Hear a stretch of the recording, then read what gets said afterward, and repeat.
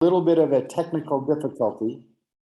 We're having a little bit of a technical difficulty bringing Dr. Jones on, but I think we can start and share some real substantive framing. Dr. Jones is our keynote guest, and he'll be with us soon. He was the lawyer for Dr. Martin Luther King.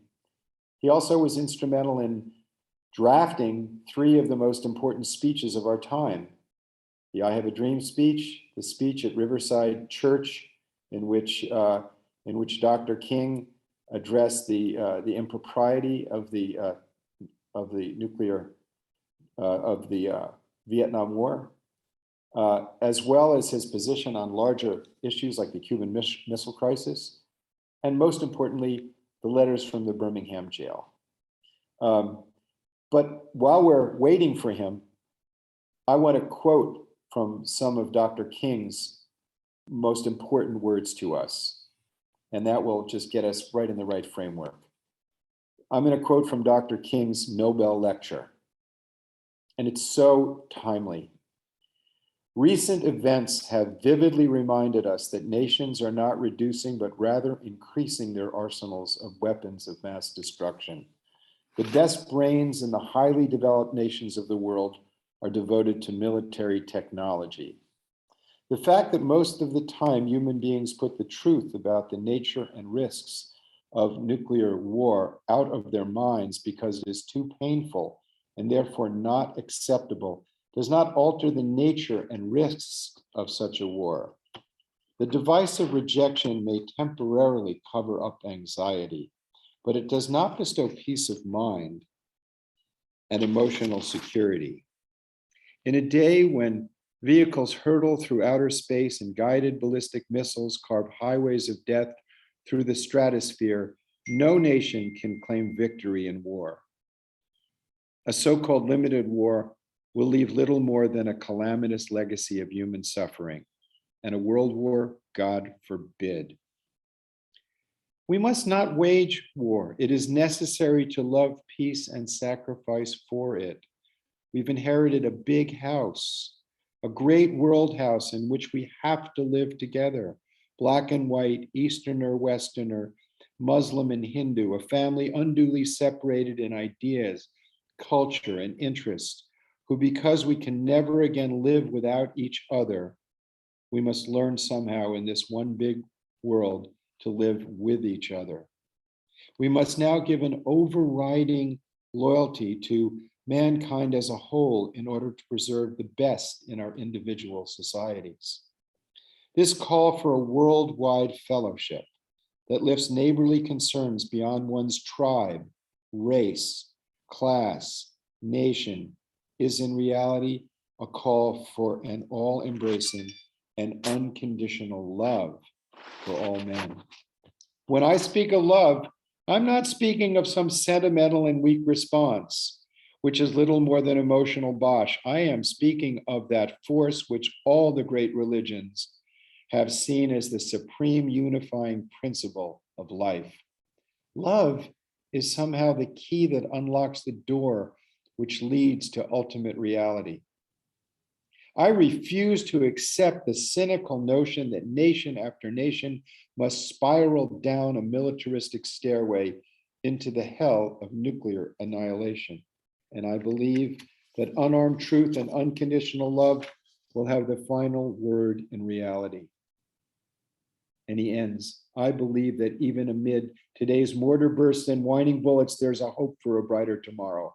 I believe that wounded justice lying prostrate on the blood-flowing streets of our nations can be lifted from this dust of shame to reign supreme among the children of men.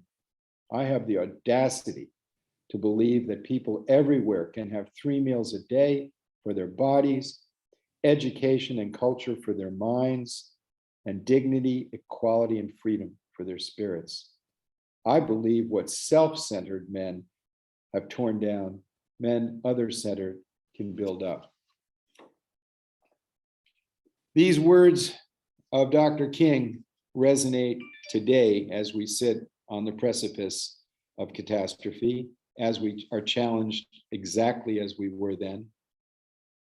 And I met Dr. Jones, we're trying to connect him. I met Dr. Jones at a summit of Nobel Peace Prize winners in Paris in 2008.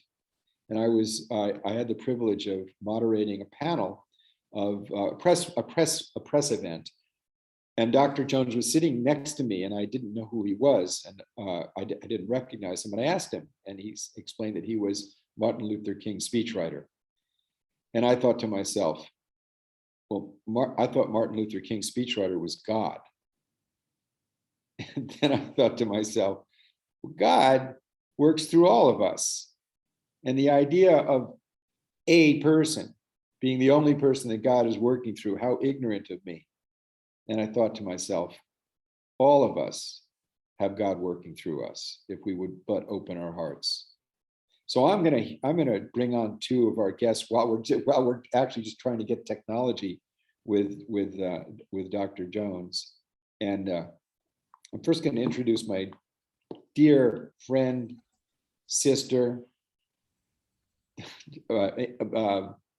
teacher, Audrey Kitagawa.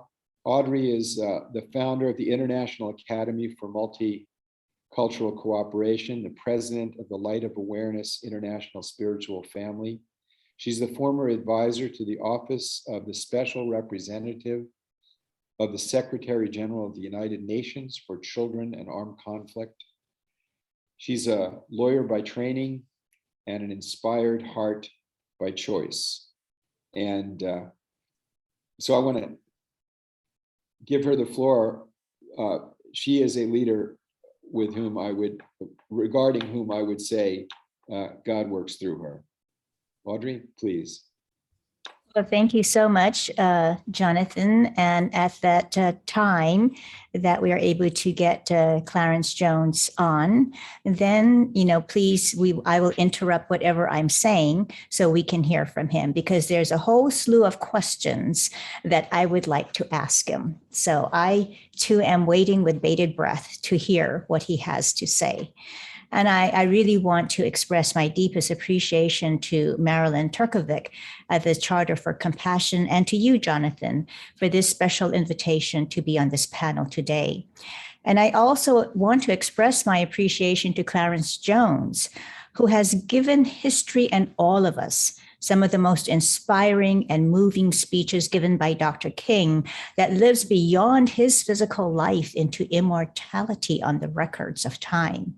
And I would like to focus on and lift up Dr. King's Nobel Peace Lecture, which you quoted from earlier, and which he gave on the evening of December 11th, 1964 at the University of Oslo.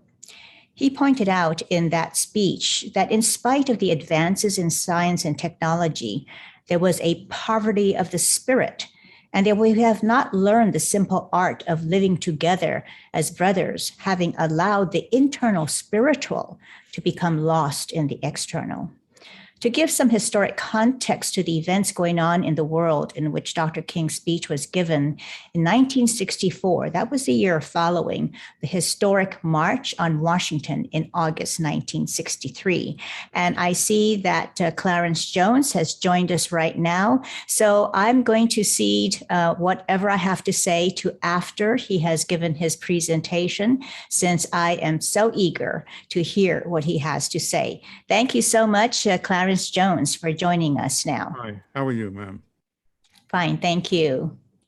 So, Jonathan?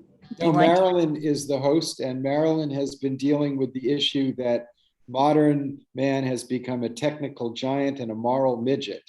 But today we're going to hear from a moral giant. And Marilyn, I consider you a moral giant with the work that you've done with the Charter of Compassion, getting hundreds of cities to focus on this quality, millions of people, and you've been working on the technology. So Marilyn, please, you are our host and the organizer of this. Please. You're muted. Of course I'm muted, because you would have had to have heard everything that was going on in the background. And But thank you, Dr. Jones, who is the most patient person in the No world. problem. No problem. And, I'm so excited and so honored that, we're here today because I think my whole journey in life started with an organization called Southern Christian Leadership. I left college, went to Chicago and volunteered. And after a few weeks, found myself in Mississippi on the Meredith March. And every night I listened to speeches that were debates, opportunities for wisdom that happened between Martin Luther King, Stokely Carmichael, Reverend Jesse Jackson. It was the most incredible time, but it was a time of extreme tension and a time for insight into situations that a young person, a college person, probably had never really thought of. And I think that there's a wisdom behind and a theology and a philosophy between all of the things that we associate with Martin Luther King, but it's so much more. And I think that Clarence Jones is going to show us that today. And I'm not sure what happened before I came on. And so I just want to say that there is a legacy here on the screen today. And the legacy is Dr. Jones and it's Jonathan. I had wonderful things to say about Jonathan, but I think that they might spill over as we continue on this journey together. I'm excited about having Audrey here and Bill Swing. The three of us, Jonathan, Audrey, and Bishop Swing, are all part of something that you might have heard about, Voices for a Nuclear-Free World. And it's something that binds us together.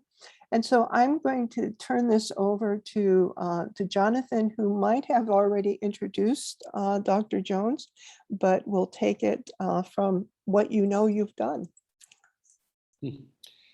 Well, I did partially introduce Dr. Jones. Let me introduce myself first, because a lot of people don't know me. I have been working in a way like Dr. Jones, trying to work from behind and to get things done. So I'm the president of the Global Security Institute that was founded by Senator Alan Cranston and Mikhail Gorbachev. I'm the representative to the United Nations of the World Summit of Nobel Peace Prize winners. And I'm the senior advisor to the Committee on National Security of the International Law Section of the American Bar Association. But more importantly, I'm trying my best to discipline my heart in the discipline of nonviolence and thought, intention, and deed. And so the words of Dr. King are the words that help that guidance. And so it's a great honor for me to introduce Dr. Jones. I did say a few things about some of the key things that he did, but in terms of the speeches that he worked on. But he was also the person who made the legal arguments. He was also the person who went and went and raised the bail money. He was also the person who was there on the barricades, and he gave up a law practice to go on the walk for justice, for peace, and he has continued that walk. He's a man in his 90s, and he's still an activist, and he's still a lawyer for justice and peace. So it's just an incredible honor to have a man whose engagement in the good things of our time, and in some, when a letter was written to the New York State Bar Association, so he could practice, the letter of recommendation was written by none other than Reverend Martin Luther King, identifying Dr. Jones as a man of the highest integrity. That's about the best recommendation you could get. Dr. Jones, Yes, sir. Floor is yours, sir. And we are so glad that you're with us. Thank you. Well, thank you. Yes, I am currently 91 years old. I met Martin Luther King Jr. rather unexpectedly. I won't go through the details of the meeting. I'll just go to the beginning of the journey. In the second week of February, 1960,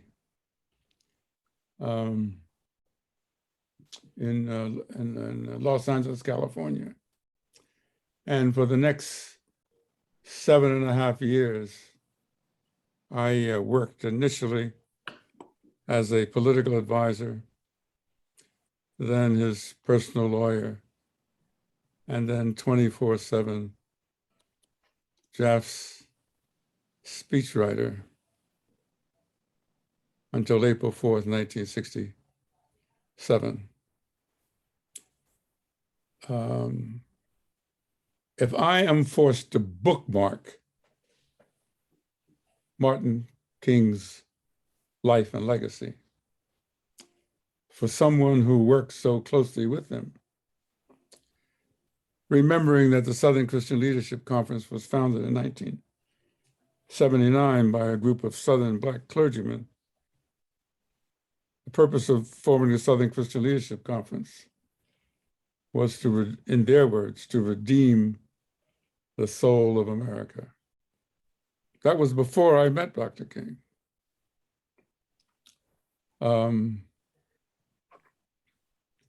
As I said, if I had to bookend, there's so many speeches, many of whom you know, and some of which you don't know, unless you were locally involved in various movements around the country, not just in the South, but in the Midwest and in California. As I said, the bookend his life would be on one part of the bookend would be his letter from the Birmingham jail. And the other bookend would be the April 4th, 1968 speech he gave publicly opposing the war in Vietnam. But let me go back to the first part of the bookend, following up on the formation of the Southern Christian Leadership Conference to redeem the soul of America. Nothing has been written before or after, in my judgment, in the Civil Rights Movement, more eloquent than his letter from a Birmingham jail. Because that letter, written after he was arrested in Birmingham on Good Friday, April 12th, 1963, that letter is forever, it's endurable. That letter resulted from his response to a full-page ad that had been placed by a group of white clergymen in the local Birmingham newspaper, the Birmingham Herald. And that full-page ad, signed by prominent clergymen, there may have been one rabbi who signed it also, but they were the most prominent religious persons in the city of Birmingham. They took out a full-page ad in the largest circulation newspaper in Birmingham, Alabama. And in the full-page ad, they criticized Dr. King, first for being in Birmingham and leading street demonstrations, and characterized him as an outside agitator. Now, as I was the only person, lawyer or otherwise, permitted to go in and see him, when I went in to see him on the Good Friday in the afternoon after he'd been arrested, when I came into the jail, I had to walk literally a gamut of parents who were shouting at me when they knew and knew who I was, shouting at me and say, "Lawyer Jones, Attorney Jones, you're Dr. King's New York lawyer. You tell him you gotta bail our kids out. Our kids are in jail. You gotta bail our kids out." So when I go in to see Martin, I hear the voices of the parents yelling in my ear. And I tell him that, but he had great respect for me and indeed affection for me. But he virtually dismissed me. And I told him about the problem I was having with this gauntlet of parents shouting at me. He said, "Well, you and Harry Belafonte have to solve that problem. Have you seen this?" So I said, "I don't know what you're talking about." At which point he showed me a copy of a newspaper ad that had got him so agitated, signed by these clergymen. And he had already started to write an answer to the statements made in the full-page ad on blank pieces of old dirty newspaper he could find, on paper towels, anything there was a white space. And he put them in little piles, pile 1, pile 2, pile 3, pile 4, and 5.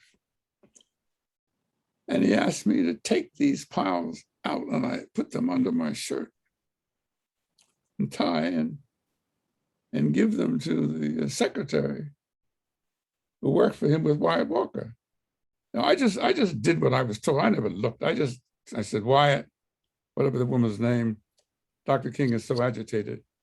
And then when I went back in to see him, that would have been the following morning, that Friday, I took a blank white sheets of paper under my shirt and tie.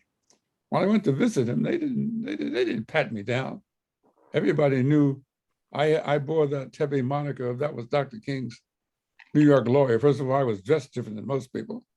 Most of the lawyers there, I wore a tie and a shirt, white shirt, Rolex watches, gray pinstripe suits, tailored suits. So I looked differently and spoke differently. And the guards recognized me. Everybody, I mean, they knew I was Dr. King's New York lawyer. And this process went on for a period of till Friday afternoon. As I'm leaving Friday afternoon, and by the way, when I'm taking the materials that he has written on now full sheets of paper out, I bring in paper and I put it back under my shirt and tie and I take it out. I never once look, read, I don't care about it. I go back to my hotel room at the AG Gaston Hotel, and several urgent calls for me from Harry Belafonte in New York. I return Harry's call and he says, "How soon can you get to New York?" I said, "Well, how soon do I have to be in New York?" He says, "As soon as possible." So I think I got the last flight out of Birmingham to LaGuardia Airport, and Harry had given me some instructions. He says, "Now you're probably going to land in New York after midnight, after 12 midnight. But when you get, if it's 1 o'clock in the morning, on 2 o'clock in the morning, you call this number. He's expecting your call." So it was, it'd be 12:30, sometime between 12 and 1 a.m. in the morning, New York time at LaGuardia. I called a call, and I called the home of a man by the name of Hugh Morrow, who lived on Sutton Place. He was Nelson Rockefeller's, one of his principal advisors. He says, "Dr. Jones, the governor and his brother, David, president of Chase Bank, would like to see whether they can be helpful to you. Please meet me and David and the governor at the Chase Bank at 46th Street and the Avenue of the Americas." Now, this is on a Saturday in April 1963. First of all, that's where the then headquarters of Chase Bank were. There were no banks open on Saturday. There were no ATMs.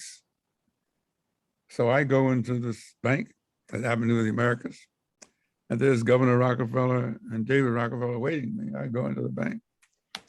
Now, I'd been into a bank. I've been into banks before. I never really paid attention, except that you go into a bank, I'm aware that this is part of a bank where there's a big vault door. I've been in different banks. I just never paid attention other than the fact that I knew in most banks there's this big place with this. Well, in the Chase Bank, I'd watch gangster movies. So, I'd watch gangster movies. So I seen gangster movies where they're robbing the bank and they turn this big thing and open up. Well, that's what they did. David Rockefeller went in, turned this thing in this Moses safe. The door, the door of the bank was about a foot thick, at least. Wheel and turn and pull the bank. David walks into the bank. His brother Nelson is standing outside, and I'm standing nearby, and so I can see David go inside the bank, and I can see as he goes inside, from floor to ceiling, the canvas and plastic bags. The plastic bags I saw were money, and the canvas bags I just assumed also had money. David just grabs a plastic bag, grabs it down, pulls it down on the floor. He says, "This is $100,000 in cash." He said, federal regulations require that we have some explanation, signatory, who receives this money. So I said, fine. He said, "You see that man sitting over there? Go over and see him." So I go with him. Man sitting behind the desk. He was executive VP at Chase Bank. As I walking over to him, he's typing. And he says, "Well, what's your name?" And I says, "Clarence Jones." "You have a middle name?" I says, "Yeah." "Clarence B. Jones." "What's the B for?" "Benjamin."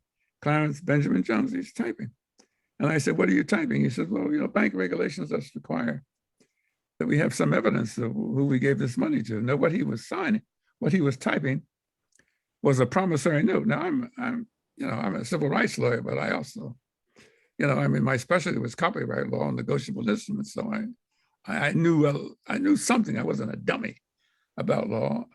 And I knew that in the general law of negotiable instruments, generically, there are two types of promissory notes. A promissory note that's payable by a designated date, 1 year after date, 30 days after date, 3 years after date. And then there are other promissory notes that are called payable on demand, demand promissory notes. Now, demand promissory notes, different states have requirements about the creditor. The creditor on a demand promissory note has got to give the debtor some time. You just can't call them up and say, "I need the money in an hour." They require some minimum statutory period. Normally, it's about, I don't think I've seen anyone shorter than 3 days. Normally, it's 5 days. The average is 3 to 5 business days, not more than 5 business days for one. So I signed it, and they give me $100,000 cash and a little chain to put around my wrist. Now I am pissed. I'm angry because I'm angry at Harry Belafonte. He didn't tell me. He told me that Chase Bank was going to help us, but he didn't tell me that I personally was going to have to sign a 5-day statutory demand note under the laws of the state of New York. So I go to the payphone and I call him. So I call Harry and I said, "How's everything work out? You got the money?" I said, "Yeah, I got the money, but you didn't tell me I had to sign a demand promissory note." He says, "What's that?" I said, "Harry, I had to sign a demand promissory note, not a long-term promissory note." I said, "The one I signed, I think it's demand. It can be callable in 5 days. I don't know." I was just so anxious to get out of there. At which point Harry says over the phone, "Well, better you than me. I said, but you got more money than me. I don't have no money. I don't have no $100,000. Anyway, I go get on the plane. And it's interesting, in April 1963, I'm carrying this briefcase. There's $100,000 in cash. Nobody, I don't go through no security. Nobody is looking into my briefcase. Nobody is, I just get on the plane with $100,000 chain to my wrist. And I get down to Birmingham, and then I negotiate with a bail bondsman. Now, the bail bondsman, local African-American bail bondsman, I don't think he believed that Dr. King could get the bail money. So when he saw me, Dr. King's so-called New York lawyer, returning in his gray pinstripe suit and shirt and Rolex watch, instead of, I thought we had a deal that all we had to do was to buy a bail bond that works. You put up a certain amount of cash. So if the bail bond is $1,000, you put up 5% in cash. Most of the bail bonds were $1,000, $2,000. But this local black bail bondsman, seeing that I got the money, he wanted to say, oh, well, I think you should put up 7.5%, 10.5%, 10% in cash. I said, no. I mean, no, we need for this bail money to go. Anyway, I go through that process. I'm angry at Harry. I'm pissed at the bail bondsman. I'm tired. My love for Martin is being tested. I'm angry at him because I feel he's taking advantage of my devotion to him. But then I sit back and say, well, listen, I'm his lawyer. Who else is he going to turn to? So I got through all of that. And then I go back to New York. Now, I don't know, it may have been Tuesday morning or whenever it was. One day early the next week, I'm in my office, and the receptionist comes up to me and says, Mr. Jones, there's a messenger here from the Chase Manhattan Bank. I said, yes. He says, they don't want to talk to us, they have to see you.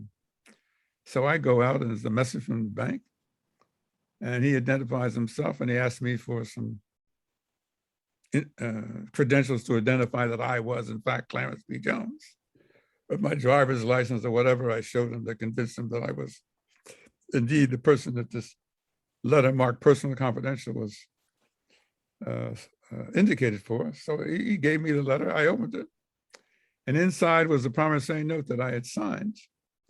And I turned over and it said, paid in full, with a stamp. And I said to myself, Oh my God. oh my God. Oh my God. Now I knew I didn't pay it. And I said, first thing I said, the Rockefellers got some juice, brother. I said, paid in full. I didn't pay it. So that was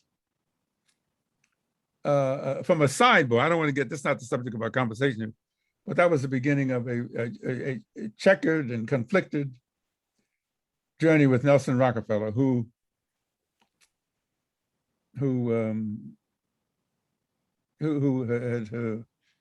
regrettably sold his soul at Attica. Anyway, that's neither here nor there. But the point is, that's how we got the bail money. Now, let me just tell you something. I want to focus on Dr. King.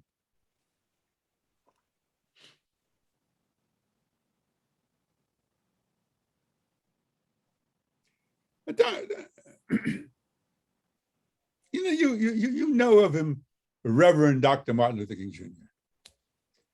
And a lot of people outside of this, many people in the civil rights movement, but particularly who did not work with him in the South, but generally, they have this justifiably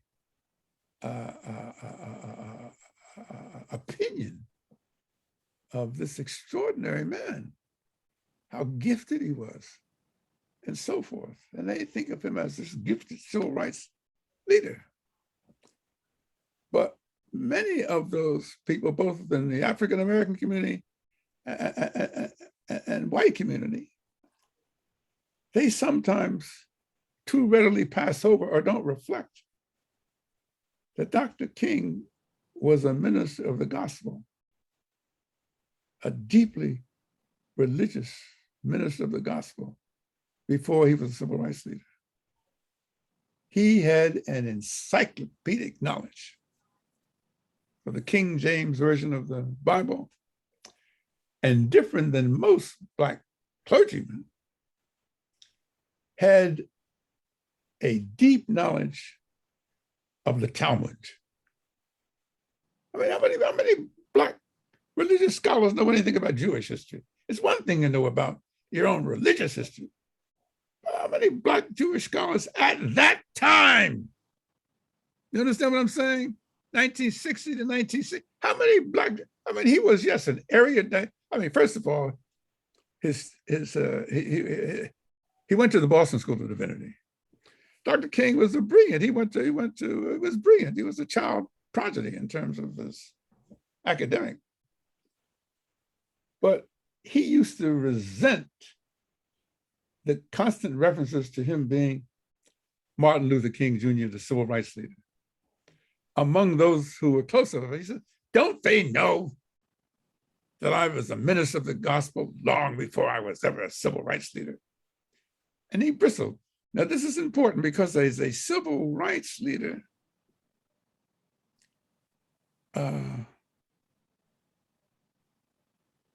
he had no fear. No, as a civil rights leader, he had fear. I take that back. But as a minister of the gospel, he had no fear. I mean, it was like he was two different persons. I came to put the pieces of Dr. King's life together by different experiences I had. We were in Albany, Georgia in 1961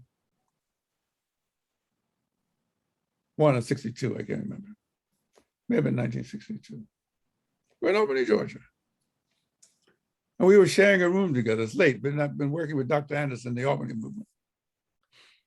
And we're in this room with twin beds, and I have my back to him. And Dr. King is sitting on the bed as I'm undressing.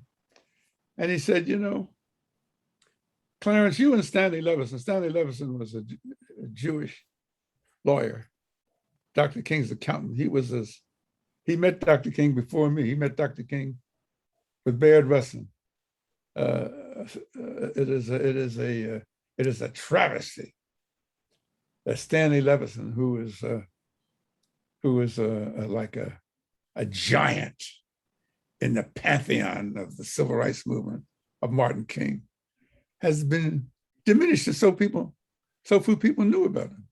But I knew about him, and I knew how close. He was Dr. King's accountant. He handled all of Dr. King's dealing with books and did his tax returns. So he said to me, he says, you know, I'm sitting on the bed. He says, you and Stanley are like wintertime soldiers. So I said, what do you mean, Martin? And he leans over to me. He says, you know, anybody can walk with you in the warm sunlight of an August summer, but only a wintertime soldier walks with you at midnight in the alpine chill of winter. Clarence, you are my wintertime soldier. So I said, oh, come on, Martin. I said, I wouldn't go that far. But I began to sink into me. I began to tear up. And I said, that really fits Stanley Levison, but that doesn't fit. He says, no, brother. He said, we've been together a short time. And I know I can't ever persuade you not to wear your Rolex watches and your gray pinstripe suits and custom tailored shirts when we go in to meet with the clergyman. I'm not going to be able to change you. That's who you are. And I just tell people, look, that's my New York clerk. I'm not going to try to change him. He's devoted to me. That's his life. One of the reasons he didn't change me is because I worked from 1960 to April 4th, 1968. You know what legal fees I got paid during that 7.5 period? What do you think? 0. I made more money during those periods than the entire staff and people of the Southern Christian Leadership Conference. What am I going to look like taking money? That's the best. Okay. Now, I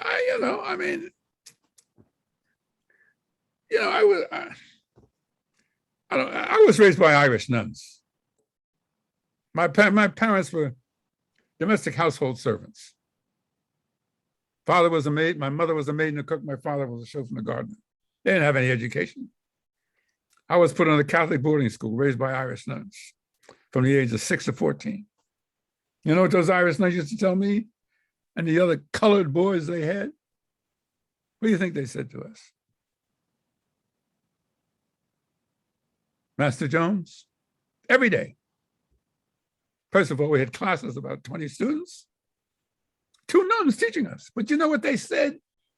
It was from the dormitory. I was in this Catholic boarding school 10.5 months a year with them. You know what they said to us? And they also had Native Americans they brought in from the reservations on Nevada and New Mexico. Now, my mother was a deeply religious person. I don't even know. I found out earlier that she went to the same school she sent me. So she was a Catholic. I didn't know anything about that. I just knew this is where my mama sent me. And so for 10.5 months a year, you asked me to come and speak to you, right? So I'm going to tell you.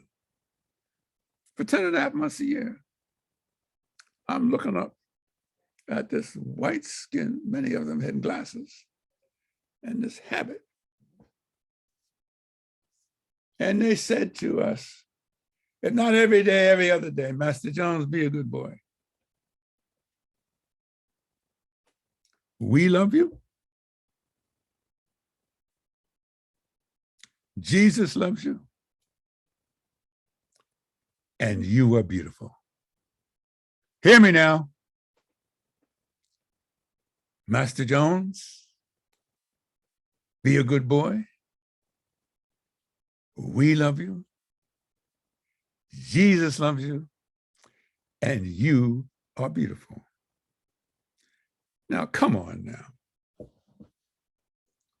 Now, from the age of 6 years old until you got to be 14 years old, you're having some white woman, many of them have glasses, saying that to you and often putting their arms around you to affirm what they meant. Or to offset when they had the ruler and you went up to diagram a sentence and they hit your hand with the ruler. So they were offsetting that love that tough love they gave you in the classroom with that personal love.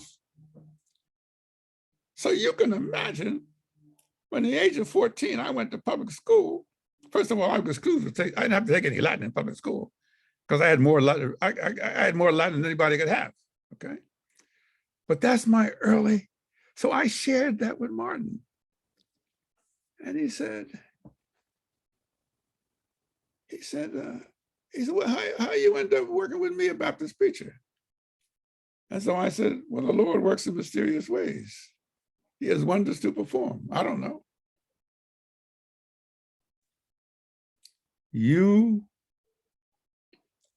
I'm blessed. Why should I still be living at 91 years old? Why should I still be living?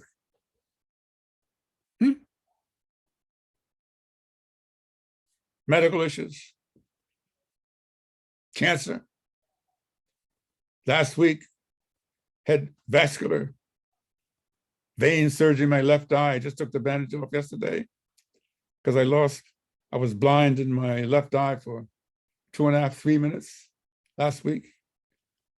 So I had to go in into the vein, the vascular vein above my left eye, take out tissue samples. What would account for this, for the illness, sadness.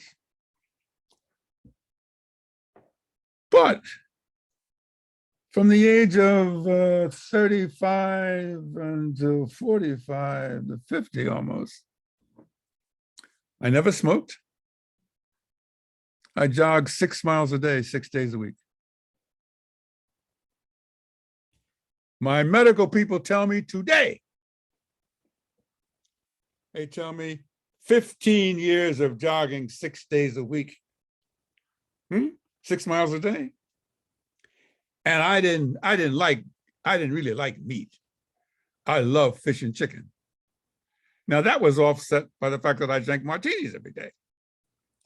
Okay. But I drank martinis every day and drank champagne, but I ran 6.5 miles a day. Rain, snow. I mean, I'm in Lake, I'm speaking at the US Embassy in Geneva, Switzerland. So I'm jogging around Lake Geneva. I'm there for 5 days. I'm jogging around Lake Geneva in a Hawaiian suit. So when I go into town, into Geneva, Switzerland, I'm not wearing my jogging suit. I'm just wearing a regular. But they figure, I didn't see any other African Americans walking around in Geneva, Switzerland.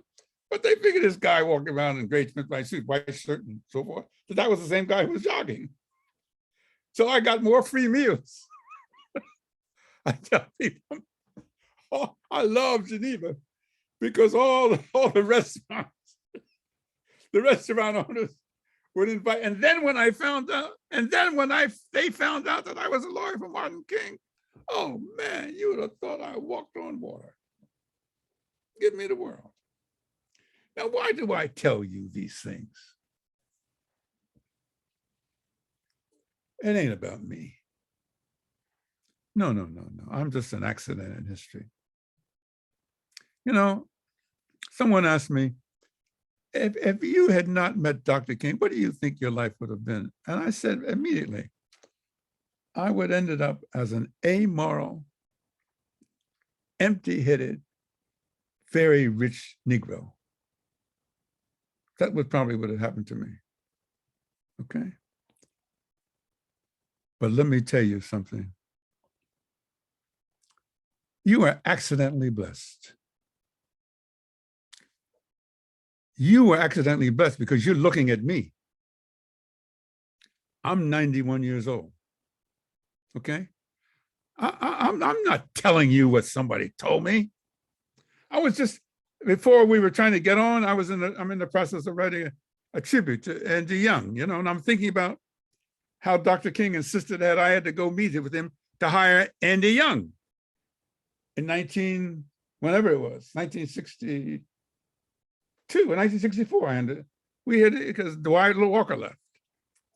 And I'm thinking of all the periods of time, of all the journeys I've had with Martin Luther King Jr. Now, I want to say one thing that we learned very early. I said, you know, we learned that there's no way that 12% of the population, no matter how eloquent their spokesman was, Martin Luther King Jr., was going to change the hearts of some 80% of the population. What's going to happen? 12% of the population, African Americans, white people, what's going to happen? It's only when a majority of those white people came to understand that it was in their self-interest to understand. So work with us to end segregation. Now, as smart as I was and raised by Irish nuns, I began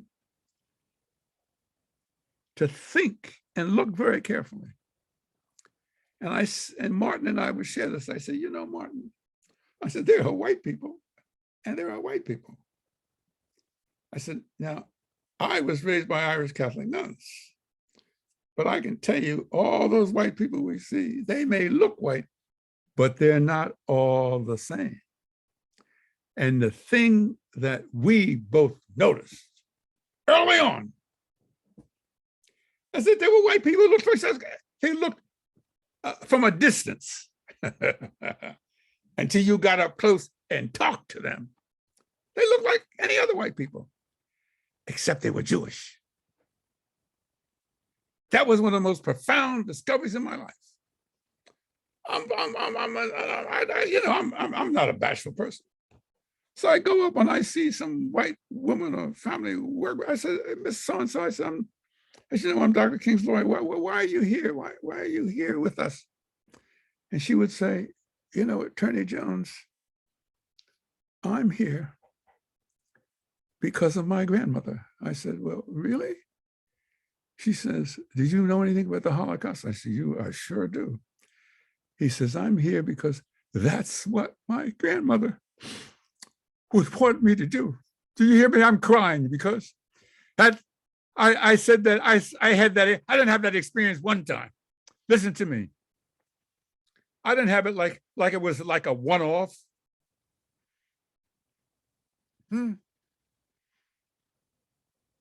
Jewish men who were not rabbis, Jewish men who would cry to me as to why they loved and fell in love with Martin King. Because they believed they were doing what their grandparents would want them to do because of the experience of the Holocaust. Now, I'm a tough son of a bitch, but I can tell you something. You talk to one or more of those people as I did, and if you don't cry like I'm crying now, then I don't know what's wrong with you. That's a way of saying that we came to understand that the power of the civil rights movement, we didn't sit down and study it. We didn't sit down and read about it. Of course, he loved Stanley Levison. He had good experience, but we didn't. We saw it. We saw it when he was in St. Augustine, Florida, and he gave a call out for assistance, and a plane load of Jewish rabbis came down to St. Augustine. So I couldn't believe it. I said, "But don't rabbis have anything else to do?" So these as this 91-year-old Negro, when you marry that with his own upbringing by Catholic nuns, when you marry that experience of being raised by Irish Catholic nuns and working with Jewish people, then you got the person you're talking to. You don't have to tell me. I know I'm the baddest piece of work on the earth. I didn't create myself. It came from that extraordinary devotion to Martin Luther King Jr. And one of the reasons about being 91 and having a good memory and good eye is that I don't forget. I can see those Jewish men and women just like I can see you today. So I think people say, why do you live so long? I say, I think one of the reasons I live so long because the good Lord wants me to stay here to tell this story because I'm one of the real ones. This ain't stuff. You can't make this stuff up. And that's why I am singularly honored. You don't take the time out to talk to me. I'm not stupid. You take the time to talk to me in my representative capacity, in my legatee capacity. I understand that I'm not offended. I'm honored. You can't talk to Martin King, but you can talk to me. And that's the greatest honor that you can give me. Okay.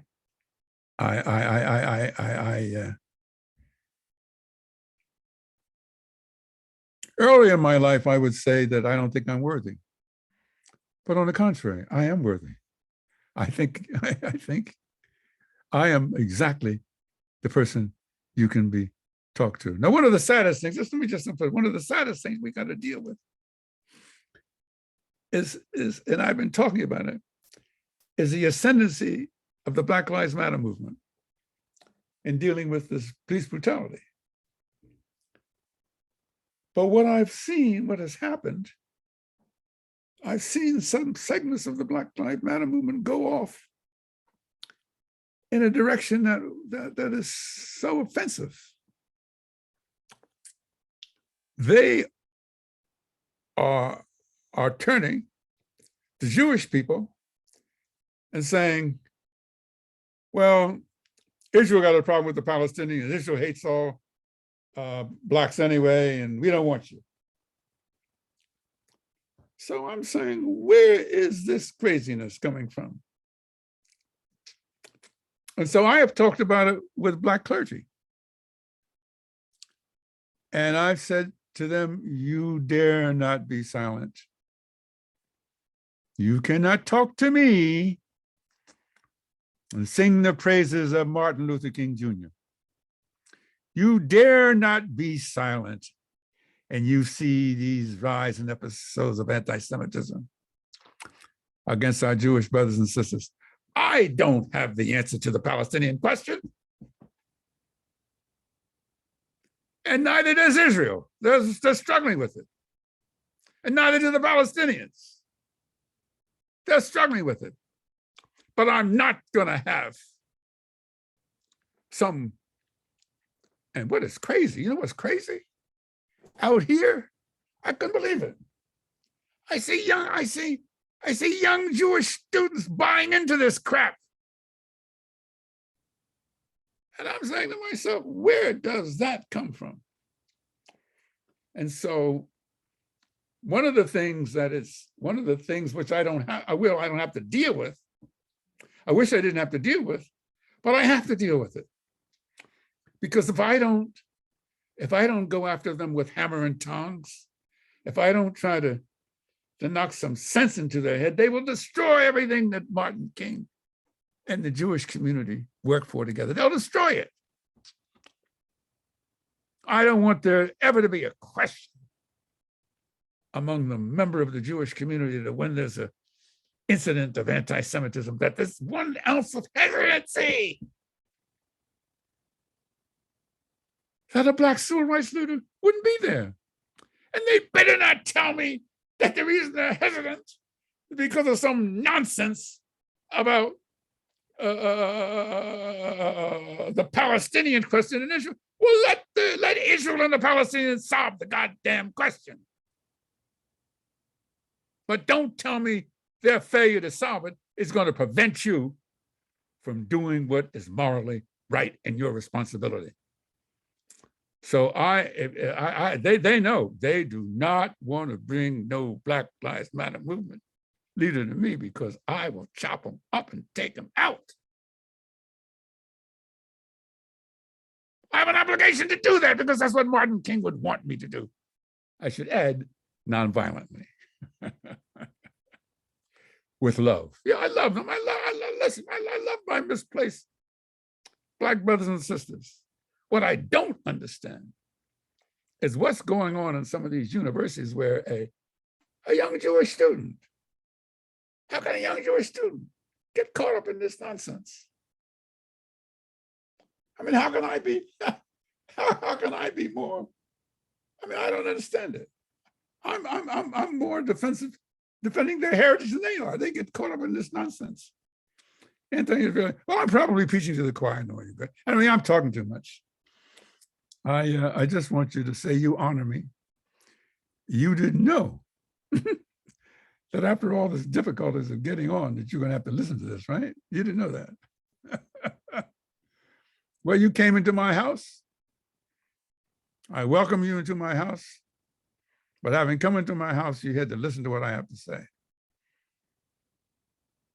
Okay? I love you. There is no amount of money. There are no amount of entitlements. There's nothing you can ever do or say to me that will ever equal the 7.5 years I spent with Martin Luther King Jr. I don't know how this educated, Catholic educated Wall Street lawyer, copyright specialist, ended up with this Southern Baptist preacher. I don't know. All I'm saying, thanks to my 15 years of jogging and daily martinis and champagne, I'm here to tell you I love you because I loved Martin.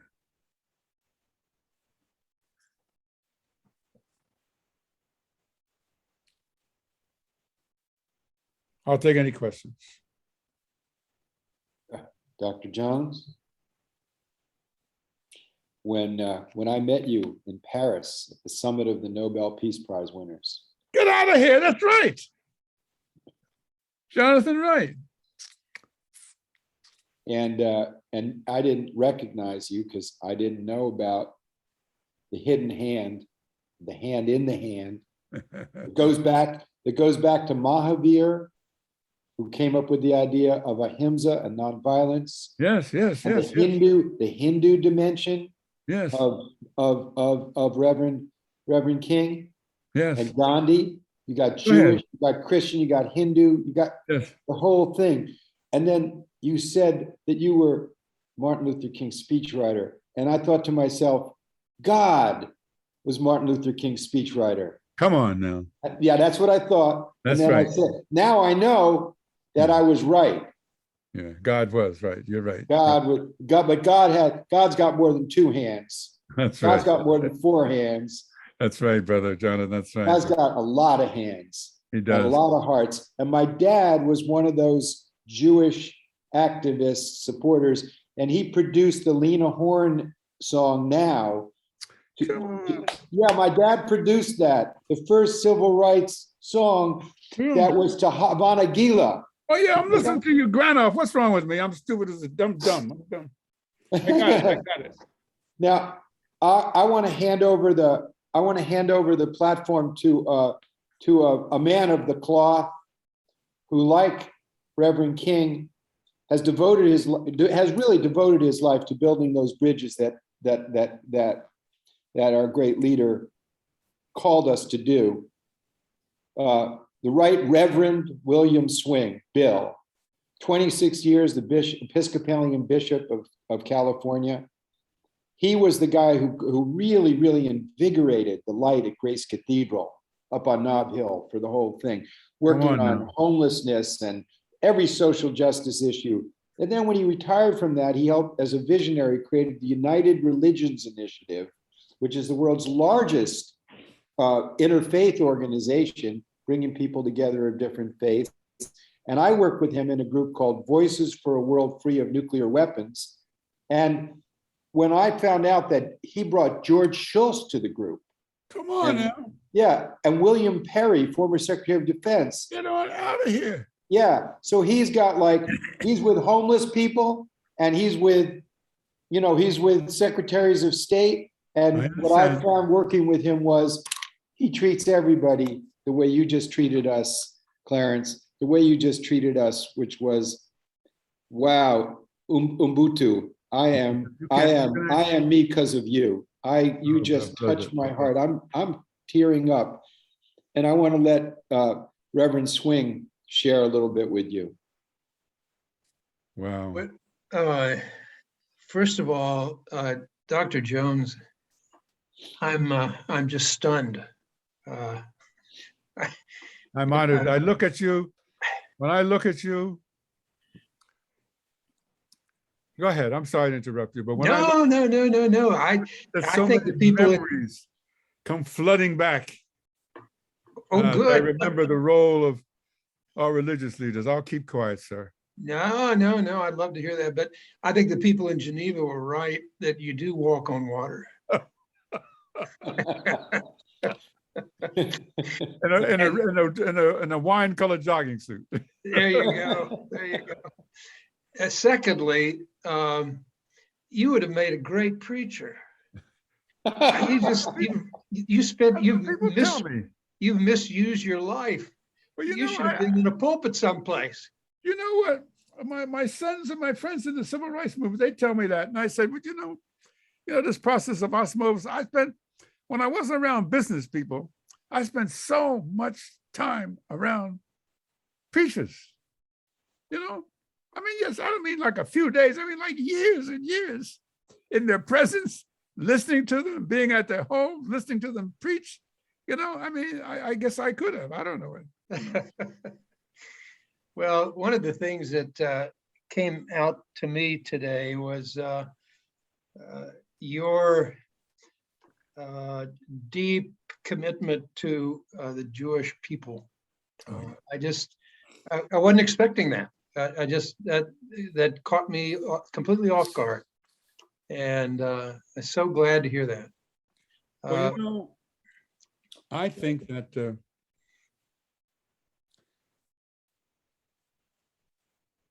I think the years every day between 6 and 14 raised by Irish Catholic nuns so deeply embedded in me a sense of religious compassion. Now, I was too young to know anything except I felt immensely indebted to the Catholic Church for the early start they gave me in my life. And I told Martin this. And meeting him was like, he helped me marry my early religious training with his deep devotion to his Christian faith as learned as a Baptist minister. His PhD was in theology. So I learned a lot from this theologian, Dr. King, okay? Supplemented by extraordinary life experience that Jonathan Granoff has reminded me about. Well, one of the things that jumps out at me is that how well loved you were as a boy. Oh. Love begets love. Oh. And if you don't get it, it's hard to give it away. Can I tell you something? When I talk to young African-American men who were troubled, and I think to myself, God, how my mother particularly must have loved me to take her only son and put him 10 and a half months a year, 16, from the age of 6 to 14, someplace other than where she was. That is some powerful love. Okay? Yeah. And the nuns who loved you. But that's just one of my point. Yeah. He put me in a place where I received love and other boys that I would have never got.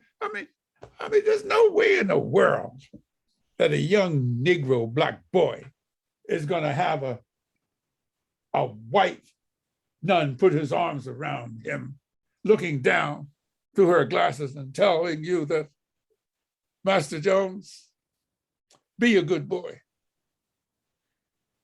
We love you. Jesus loves you. And you are beautiful. Now you can't tell, now you tell me. I don't know. They don't have a drug. They don't have a cocaine. They don't have no forms of cocaine or no form of drugs or drug. They can't make a drug. They can't make a synthetic drug to put in your veins to shoot up with that's more powerful than that. It doesn't exist. Understand? I got you. You're right. And you yourself. I mean, give me a break, Father. I mean, look at you. I can put two and two together. You know, I can put two and two together. I mean, you and Jonathan Granoff and Audrey Kitagawa, you have other people. You could be doing other things. Yes, you respect me. You show affection for me to have me, but I'm not stupid. There are other important things that are going on in the world. I am so honored that you let me into your internet Zoom house. Okay. Well, one of the things that you're doing for us today is reducing the distance between Martin Luther King Jr. and ourselves. Oh, if I can do that, We weren't on the march. We weren't there on the balcony. We weren't there. Were you That's there when we weren't there, but You're what saying, you've were you done there in when your they life crucified today me? is to reduce the distance so that we're right with him. There's a great Negro spiritual. Were you there when they crucified my Lord? Yeah, exactly. Yeah. Right. And Jonathan Granoff, Yes, my brother. I don't want to take too much time, so I'll be as brief as possible. You know that Lech Walesa from Poland was there, Yes. okay? He could speak no English. So when he found out who I was and so forth, he came over with his interpreter. He puts his hand on my hand and he's talking through his interpreter. And he tells me the story that the people, the Gdansk shipyard workers in Poland, they could speak no English, but they learned things phonetically. And they learned to sing, "We Shall Overcome" phonetically. And he says there came a time, Mr. This is all being spoken to me. He's holding my hand and he's starting to tear. He's tearing. He's crying. Is he telling me the story? He said there came a time when 5,000 Gdansk shipyard workers stood up and sang phonetically, "We shall overcome." The next day, the communist government of Poland fell. And he says, with tears in his eyes, "I became the president of Poland because of your Dr. King." Now, I want to tell you something. I'm a creative person, but I can't make that stuff up. You know, you can't make that stuff up. Yeah. Clarence, God doesn't have a mouth. God doesn't have any hands. He's only got our hands. He's only got our mouth. That's And right. when I hear your testimony, I mean, I know you were a lawyer in Los Angeles pursuing cheap thrills, if I might add. No, And I was a all of a lawyer. sudden, the hand of God came and said, "I'm going to use this man's hand." Oh yeah. And I just want to say it is this transmission of nonviolent social change, this transmission of the universal message of breaking down the walls, that is God's message for us today. Yeah. There is no, listen to me. There is no practical, listen to me carefully. There is no practical political alternative aside from ideological. There's no practical political alternative because all political alternatives lead to dead ends. Okay, you want to bring about constructive change, you got to do it with a commitment to nonviolence and love and a commitment to the pursuit of excellence. And I learned as a young hotshot lawyer, I thought I had pretty good vision. Okay, but I learned that all white people, they may look alike from a distance, but they're not alike when you get up close. That's what I learned. So one of the people here is Audrey Kitagawa. Another lawyer, Bill. She's a lawyer and she's an interfaith person and spiritual giant. She's got some questions that she would like to ask. Any questions? Thank you so much, Mr. Jones. I was so touched and moved by what you shared. And especially, you mentioned your mother, and I know she passed away at a very young age of 52 years old. And, it seems that the role of your mother in your life was extremely important, even though you spent a lot of your years away from her. And, in Dr. King quoting Langston Hughes' poem, Mother to Son, when he gave his sermon at Friendship Baptist Church in Los Angeles, that had you in tears and touched you so deeply that you knew you had to be with Dr. King. Previous to that time, you were kind of resisting his entreaties for you to join him. And please share with us, what about Dr. King's recitation of that poem, Mother to Son, that spoke to you so deeply about your relationship with your mother, that really changed the trajectory of your life and made you decide to join Dr. King? Well, until I went to that Baptist church, I never heard or seen Dr. King speak before. And the text of his sermon was the role and responsibility of the Negro professional to aid our less fortunate brothers and sisters who are struggling with freedom in the South. So when I heard him tell him how he was going to say it, and people saying amen, I said, this is one smart dude, man. He went to, you know, he went to the church of the great intellectual. Anyway, Dr. King, I never heard Dr. King speak before. When I heard him, I watched him, I said, no, it can't be. It cannot be that what I'm hearing coming out of this voice, it cannot be. I never heard any human being speak like that before. And then there came a point in this service where he made a reference to my mother. Because when he visited me at my house, I told him my mother had been a domestic household servant. I know this. But he took a poem by Langston Hughes called A Letter from Mother to Son. And what the actual poem is that Langston wrote, the actual poem talks about a Negro woman scrubbing a staircase. And she pauses periodically on the staircase. And she says, in so many words that, son, I'm doing this for you. Don't you give up. Life ain't been no crystal stair.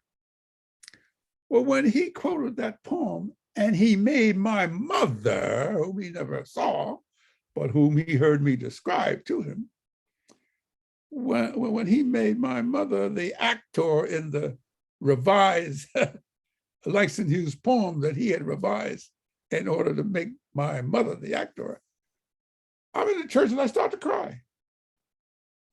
I just couldn't hold back. It was like it's a video thing. I'm at a video picture of my mother. So the church service is over. And he's on the steps of the pulpit giving autographs.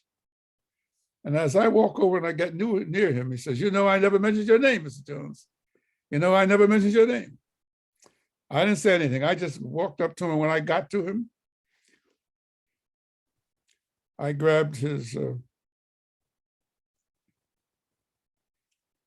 right shoulder and pulled his right hand to me and shook his left hand and pulled him close to me. And I said, Dr. King, when do you want me to go to Birmingham, Alabama? Oh.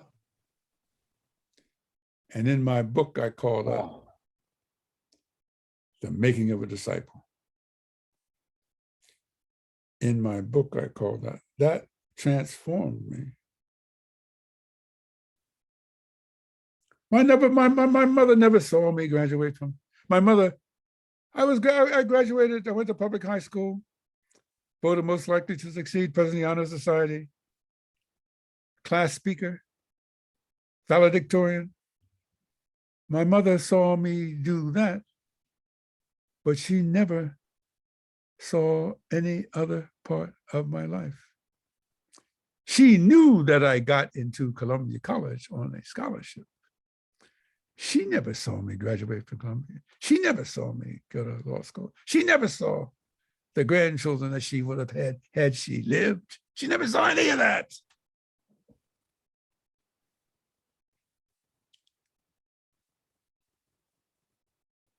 So I lived my unfulfilled family life through my years of love and devotion. As an only child for a brother I never had, for working with Martin Luther King Jr. I told Martin, I'm an only child. He had brothers, he had a big family. I didn't have anybody in my family. I said, Martin, you're like the brother I never had. I said, if I had a brother, I don't think he ended up Baptist preacher, but that's the best, that's what you are, that's what you are. But I loved the brother. And he knew I loved, See, I don't, human beings have certain things that they share with animals. Maybe we want to be separated from animals. I understand that. But you know, if you have a dog, for example, the dog can't talk. But the dog will be, if you raise the dog, I mean, I had a German Shepherd when I got married and I bought him. I had to give I had to get rid of the German Shepherd. It broke my heart because the German Shepherd was so protective of me and my kids. He misunderstood when we have kids come and play with my kids, a tussle with me. He would want to attack the people who were playing with me. So I had to give the dog away, and I loved the dog immensely because I was afraid of being sued because he bites somebody. But what I'm paying, they said animals respond to love. Human beings respond to love. I know what's going on in the violence that's taking place among blacks on blacks killing. I know what's going on. It's the unfettered access to guns and the absence of any one of those perpetrators. Feeling like there's somebody like a Clarence Jones who say, I love you unconditionally. I don't care what you're doing. I don't care what you've done. There's nothing you can do that's going to stop my love for you. So put that gun down and come on, get with the program. So that's how, now, I mean, I believe in the power of love. I mean, I've had the benefit of great medical things, a lot of friendships. You know why I'm 91 today with all the things? Because I love myself. And because I feel I have a commitment and a job to do. Ain't no way that Martin King would say, now, hold on, Clarence, you know, I mean, you saw they killed me in 1968. And what you gonna do? What are you gonna do? I mean, I know you like martinis, but you're gonna get you drunk. Are you gonna start taking drugs? Or are you gonna carry on? Are you gonna carry on the very thing that you knew I cared about and was murdered for? If I can't count on you, Clarence, then I can't count on anybody.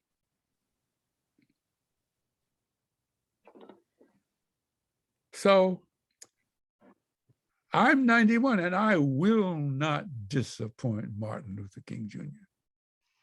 It will not occur on my watch. No, no, no, no, no, no, no.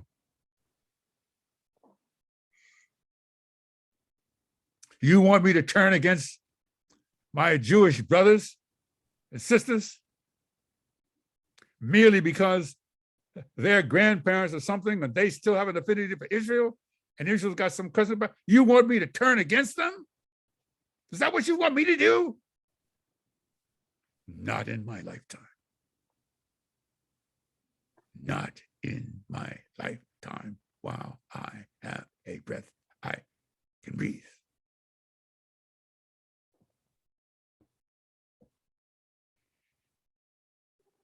Clarence, we are with you, and the fire in your heart is lit in many people who heard this testimony.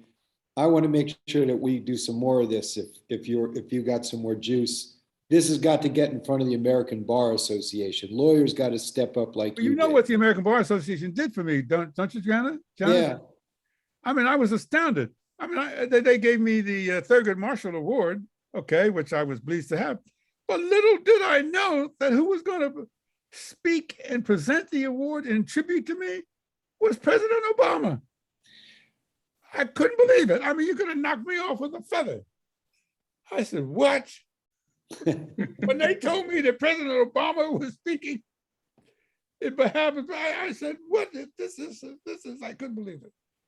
Well, we need some more. Dr. Jones, Marilyn put this together with the Charter of Compassion, and this is an initiative that's carrying the message.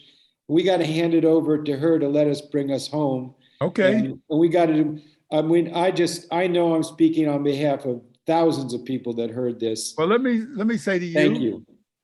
And to Marilyn, let me say to everybody here, I'm busy, but I'm not too busy for love. Mm. You hear what I'm talking about? I think I hear you, and You know what love is when you get to be 91. I'm not too busy for love. I love you guys. I love your soul. You want me to live for another 5 or 6 years? yes, 7 years? You want to keep me alive? yes, we do. Yes. And you definitely. keep me alive by inviting me. You keep me alive by asking me to be with you. That's going to keep me alive. Oh, absolutely, Clarence. You got a witness here with all of us. Well, Okay. we're ready. We're ready to do Okay. that. Don't You let know, no old guy die here in Palo Alto without hearing from you now. okay, I'm gonna follow this up, and we are going to make another invitation. And Clarence, By the way, you- excuse me, Marilyn, I just saw a beautiful picture to your right shoulder. What is that picture? let me see. What is It's that? a What is that? picture of. It's called Los Muertos, Huh? the Day of the Dead. Oh, okay. Yeah, and it was. I did a book on the Day of the Dead for the Mexican Art Museum a number Oh, of years okay. ago, and that's part of the cover. Okay. But I wanted to say that, you help us realize that each of us is a sum total of everyone that we've encountered and Hello. all of the experiences that we've Hello. had. And, you're not an accident of history.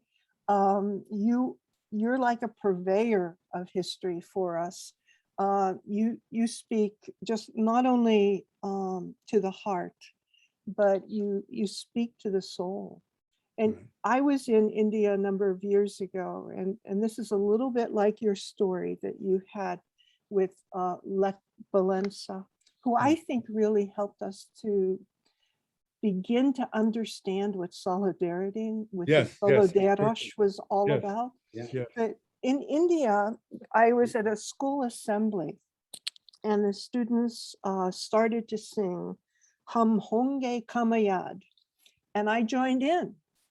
And at the end, after everyone was applauding, and the principal said, "Does anyone have any questions of our visitors?" And so one of the students said, "Can you tell me why you know our song?" And I said, the song was "We Shall Overcome." And so we had an incredible exchange about that song and the history of Martin Luther King and Gandhi, Right. and the push that we have in our hearts, I hope, for peace. And so I just want to thank you so much, but I also want to invite people to continue to journey with us on this 40 days. Tomorrow we have Peace Literacy with Paul Chappell, who's a West Pointer, who has decided to devote his life to bringing people together on the March for Peace. And Chappelle running for public office? we might ask him tomorrow. No, I thought maybe I confused with I'm glad. That's good. That's good. Yeah. And then on Thursday, we have Thomas Hubble from Germany, Austria, coming to us talking about turning towards the individual, ancestral, and collective trauma, trying to heal the wounds of the past. And Thomas has an incredible book called Healing Collective Trauma, and we're really looking forward to that. Thank you, everyone, for your patience this morning as we were trying to get things settled with Zoom. And boy, wasn't it worth the wait. And I hope that we'll enter into part 2 very soon. Okay. Thank you again. Thank Bye, you. everyone. My love to all of you. Thank you for Bye-bye. you Thank you, so thank much. you, thank you. thank you for this gift which you gave me today.